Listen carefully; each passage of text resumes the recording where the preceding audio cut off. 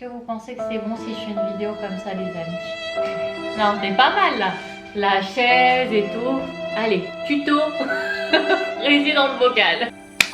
Et donc, hors caméra, me voici assise sur ma chaise tranquillement en train de faire la pâtisserie.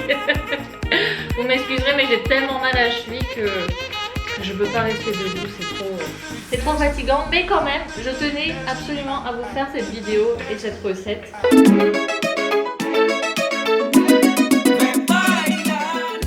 Hello les petits soleils, j'espère que vous allez bien. Alors aujourd'hui on va faire une nouvelle recette ensemble pour le dessert parfait du printemps. Bon, ne vous inquiétez pas pour ceux qui me suivent sur Instagram, sur Facebook ou WhatsApp. Vous savez que j'ai une pâte folle en ce moment, c'est le week-end de Pâques et j'ai réussi à me faire un super œuf de Pâques sur la cheville.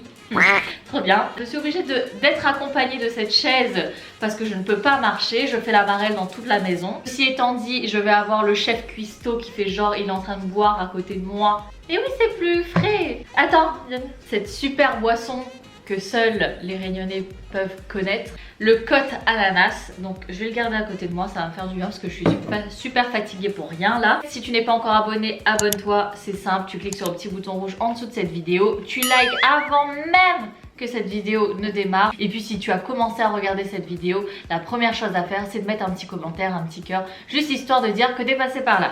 Alors on va avoir besoin de la farine, du sucre, de la maïzena, vous inquiétez pas, je vais vous donner tous les grammages ensuite, du sel fin, de l'extrait de vanille ou des gousses de vanille si vous en avez, de la pâte d'amande rose. Rose, c'est super important, vous ne prenez pas les autres couleurs. J'ai failli faire tomber les œufs, donc il vous faudra 6 œufs, 4 œufs entiers et 2 jaunes d'œufs, du lait, du beurre et évidemment, on ne fait pas de fraisier sans fraises, il vous faut des belles fraises, ok? Et évidemment, toute bonne recette faite par moi-même ne sera pas aussi bonne si on oublie cet ingrédient phare. Si vous connaissez par cœur ma chaîne, vous savez de quoi il s'agit. Évidemment, c'est du rhum. Voilà, du rhum arrangé ananas, vanille, châtaigne. Ingrédient phare, ingrédient plus que je mets dans cette recette et qui n'est pas noté. En ce qui concerne le matériel qu'il vous fera aujourd'hui pour cette recette de fraisier en bocal, je vous ai mis tous les liens en dessous de cette vidéo en description pour que vous puissiez les retrouver directement sur Amazon. Donc on va commencer avec les derniers achats que j'ai fait. Donc on va avoir besoin d'emporte-pièces. Alors je vous les montre ici. Les emporte-pièces, vous avez différentes tailles dedans.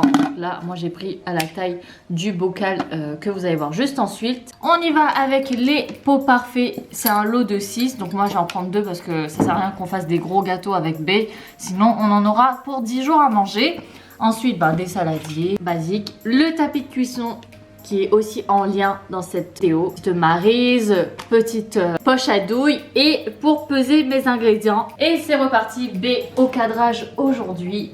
Et oui, assistant, j'ai rien fait encore. Je n'ai même pas encore mesuré mes ingrédients que je suis déjà essoufflée.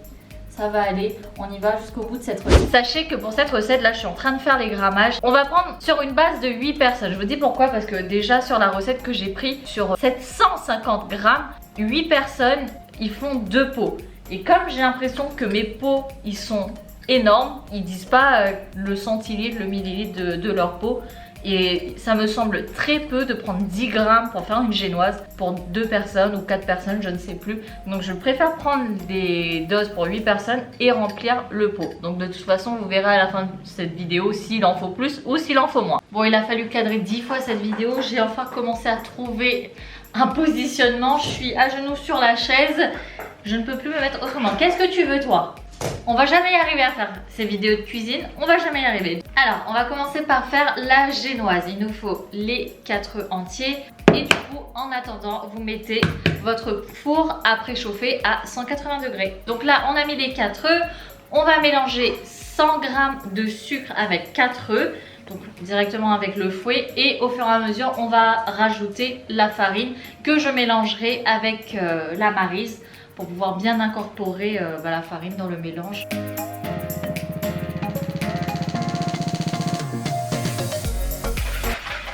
Donc on mélange jusqu'à ce que le mélange blanchisse.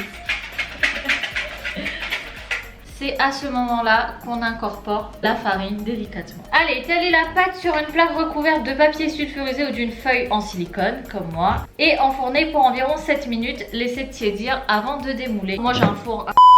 Voilà, ça rentre pas, vous voyez, c'est pas non plus un four de ouf. Deuxième étape de cette recette, on va faire la crème mousseline. Pour effectuer de la crème mousseline, il va nous falloir un quart de litre de lait, 2 jaunes d'œufs, 15 g de fécule de maïs de maïzena, 20 g de farine, 40 g de sucre et 100 g de beurre pommade, l'extrait de vanille aussi. Donc on va commencer par prendre le quart de lait et si vous avez des gousses de vanille de les fendre en deux et faire chauffer le lait avec la vanille. On va fouetter les jaunes d'œufs avec le sucre. Et par la suite, petit à petit, la farine, la maïzena tamisée ensemble et on va fouetter. C'est parti. Bon les amis, j'espère que vous avez pensé à enlever votre génoise du four. Donc nous, elle est en train de tiédir. Derrière moi, il y a encore le lait avec la gousse de vanille. Ne faites pas bouillir le lait. À présent, je vais essayer d'avancer. On va verser la moitié. Pourquoi tu rigoles? On va verser la moitié du lait dans la préparation et remuer sans faire mousser. Donc je vais essayer de jauger la moitié. Voilà, hop.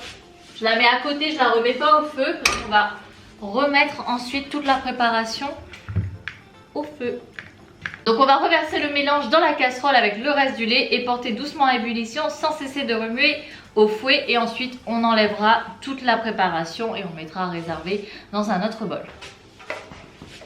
Avant même que ça commence à coller, il faut la retirer du feu parce que sinon vous aurez une pâte collante et trop crémeuse. Maintenant, on va passer au beurre. Je vais venir travailler le beurre en pommade et jusqu'à temps que ça se refroidisse un petit peu et qu'elles sont à peu près à même température. À la fin, je vais venir incorporer le beurre dans la crème ou la crème dans le beurre, c'est pareil. Vous voyez, la recette, elle est vraiment hyper rapide, hyper simple. D'ailleurs, je suis en train de me dire, à aucun moment dans cette recette, on a dit qu'il fallait utiliser ça. Alors oui, on nous dit de prendre une pincée de sel, mais je l'ai vu nulle part où il fallait mettre le sel. Donc en soi, c'est juste décoratif. Hein.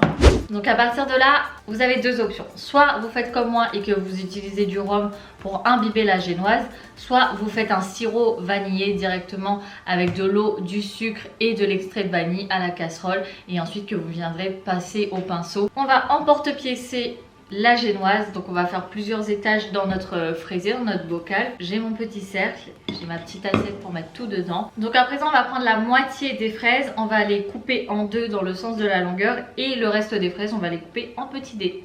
Donc les premières ça va être vraiment pour la décoration comme ceci, pour la décoration autour du fraisier et le reste des fraises pour l'intérieur. Donc l'étape du montage, je vais commencer à prendre les génoises et les disposer au fond de chacun de mes bols. Je rajoute, ouh là là, vous savez que j'ai la main lourde hein, sur le rhum. De toute façon j'en ai bien besoin. Donc je vais venir imbiber ma génoise directement de rhum. Là il y aura un petit goût acidulé de vanille et d'ananas. On va être bourré, B et moi qui ne bois jamais d'alcool. Je dispose mes fraises tout autour, comme ceci.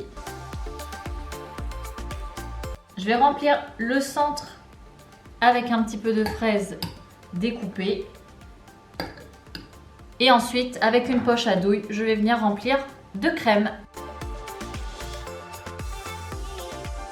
Appuyer un petit peu mes génoises, les deuxièmes pâtes et les imbiber.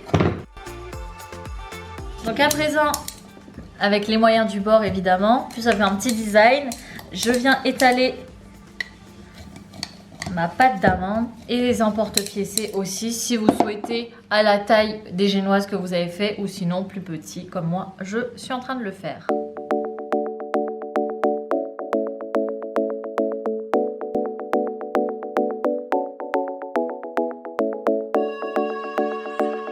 Et voilà les amis, c'est terminé, on a disposé le petit disque à l'intérieur, j'ai décoré avec des petites fraises comme vous le voyez. Maintenant il ne reste plus qu'à réserver au frais et de servir pour le goûter, pour le dessert, le petit déj, enfin tout ce que vous voulez.